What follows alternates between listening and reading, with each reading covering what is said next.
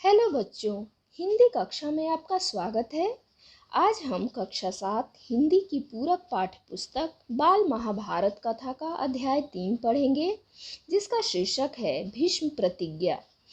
इसके पहले के वीडियो में हम अध्याय 1 और 2 पढ़ चुके हैं। पहले अध्याय में हमने महाभारत कथा को संक्षेप में पढ़ा और दूसरे अध्याय में देवव्रत के बारे में जाना कि देवव्रत कौन थे। अब तीसरा अध्याय शुरू करते हैं। तेजस्वी पुत्र को पाकर राजा प्रफुल्लित मन से नगर को लौटे और देवव्रत राजकुमार के पद को सुशोभित करने लगे। 4 वर्ष और बीत गए। एक दिन राजा शांतनु यमुना तट की ओर घूमने गए तो वहां अप्सरा सी सुंदर एक तरुणी खड़ी दिखाई दी। तरुणी का नाम सत्यवती था। गंगा के वियोग के कारण राजा के मन में जो विराग छाया हुआ था वह इस तरुणी को देखते ही विलीन हो गया। तरुणी का अर्थ होता है स्त्री। उस सुंदरी को अपनी पत्नी बनाने की इच्छा उनके मन में बलवती हो उठी और उन्होंने सत्यवती से प्रेम याचना की। सत्यवती बोली, मेरे पिता मल्लाहों के सरदार हैं, पहले उनकी अनुमति ले लीजिए, फिर मैं आपकी पत्नी बनने को तैयार हूँ। राजा शांतनु ने जब अपनी इच्छा उन पर प्रकट की तो केवटराज ने कहा, आपको मुझे एक वचन देना पड़ेगा। राजा ने कहा, जो मांगोगे दूंगा, यदि वह मेरे लिए अनुचित न हो। केवटराज बोले, आपके बाद हस्तिनापुर के राज सिंहासन पर मेरी लड़की का पुत्र बैठेगा, इस बात का आप मुझे वचन दे सकते हैं। केवटराज की शर्त राजा शांतनु को नागवार लगी। गंगा सूत को छोड़कर अन्य किसी को राजगद्दी पर बैठाने की कल्पना तक उनसे न हो सकी। निराश और उद्विग्न मन से वह नगर की ओर लौट आए। किसी से कुछ कह भी नहीं सके, पर चिंता उनके मन को कीड़े की तरह कुतर कुतर कर खाने लगी। देवव्रत ने देखा कि उसके पिता के मन में कोई न कोई व्यथा समाई हुई है।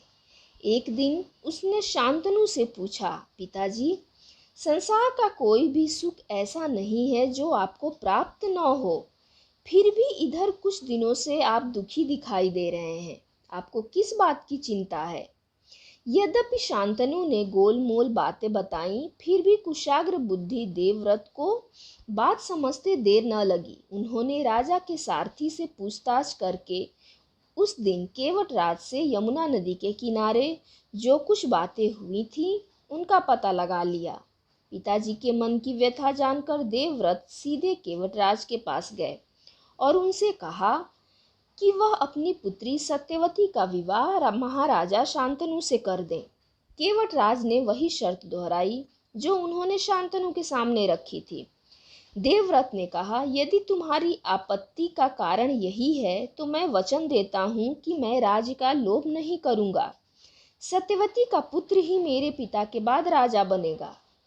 केवटराज इससे संतुष्ट न हुए। उन्होंने और दूर की सोची। बोले, आर्यपुत्र, इस बात का मुझे पूरा भरोसा है कि आप अपने वचन पर अटल रहेंगे, किंतु आपकी संतान से मैं वैसी आशा कैसे रख सकता हूँ? आप जैसे वीर का पुत्र भी तो वीर ही होगा। बहुत संभव है कि वह मेरे नाती से राज्य छीनने का प्रयत्न करे। इसके लिए आपके पास क्या उत्तर है? केवटराज का प्रश्न अप्रत्याशित था। उसे संतुष्ट करने का यही अर्थ हो सकता था कि देवव्रत अपने भविष्य का भी बलिदान कर दें, किंतु पितृभक्त देवव्रत इससे जरा भी विचलित नहीं हुए। गंभीर स्वर में उन्होंने यह कहा, मैं जीवन भर विवाह नहीं करूंगा, आजन्म ब्रह्मचारी रहूंगा, मेरे संतान ही न होगी। अब तो तुम संतुष्ट हो? किसी को आशा न थी कि तरुण कुमार ऐसी कठोर प्रतिज्ञा करेंगे। देवव्रत ने भयंकर प्रतिज्ञा की थी, इसलिए उस दिन से उनका नाम ही भीष्म पड़ गया। केवटराज ने सानंद अपनी पुत्री को देवव्रत के साथ विदा किया। सत्यवती से शांतनु के 2 पुत्र हुए, चित्रांगद और विचित्रवीर्य।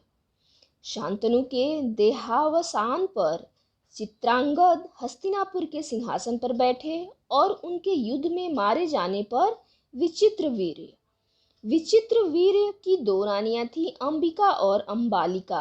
अंबिका के पुत्र थे धृतराष्ट्र और अंबालिका के पांडु। धृतराष्ट्र के पुत्र कौरव कहलाए और पांडु के पांडव। महात्मा भीष्म शांतनु के बाद से कुरुक्षेत्र युद्ध का अंत होने तक उस विशाल राजवंश के सामान्य कुलनायक और पूज्य बने रहे। शांतनु के बाद कुरु वंश का क्रम यह रहा। महात्मा भीष्म शांतनु के बाद से कुरुक्षेत्र युद्ध का अंत होने तक उस विशाल राजवंश के सामान्य कुलनायक और पूज्य बने रहे। शांतनु के बाद कुरु वंश का क्रम यह रहा। शांतनु की दो रानियां गंगा और सत्यवती। गंगा से जो पुत्र हुए वो देवव्रत थे और सत्यवती से जो पुत्र थे वो चित्रांगद और विचित्रवीर्य। विचित्रवीर्य की दो रानियां अंबिका और अंबालिका। अंबिका से धृतराष्ट्र पैदा हुए और अंबालिका से पांडु। धृतराष्ट्र के पुत्र कौरव कहलाए और पांडु के पुत्र पांडव। तो यह था अध्याय 3 भीष्म प्रतिज्ञा। इस अध्याय में हमने पढ़ा कि भीष्म प्रतिज्ञा क्या थी, कुरु वंश के क्रम को जाना। इसके साथ ही यह वीडियो समाप्त होता है। अगले वीडियो में हम फिर मिलेंगे। धन्यवाद।